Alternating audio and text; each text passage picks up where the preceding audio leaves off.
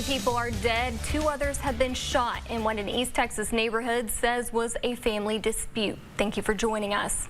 It all started around 2:30 this morning on Taos Drive in the Cedar Creek Cove subdivision.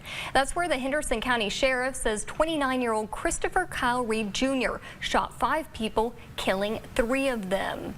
And they're not the only ones injured in all of this. KLTV 7's Trent Bennett joins us in the studio with what we know so far here at 10 o'clock. Yeah, Gianni, the Henderson County Sheriff's Office not going into much detail regarding the identities of the victims that you mentioned or a motive.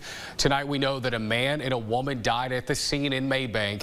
Another died at a hospital, and 2 other men are in the hospital tonight with gunshot-related wounds. The folks who live on Taos Drive in the Cedar Creek Grove subdivision and family that I spoke with off camera just hours ago say the shooting that started all of this centers around this home.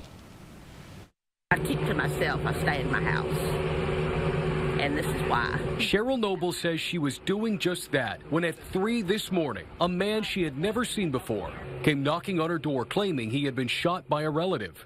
All I know is he came over here pounding on the door, said he'd been shot by his brother. Noble says without knowing what to do, she dialed 911 and pointed deputies in the right direction. I mean, I was unnerved, you know. I didn't know what was going on. Brother could have come over here and shot us. The Henderson County Sheriff's Office has confirmed the suspect to be 29-year-old Christopher Kyle Reed Jr.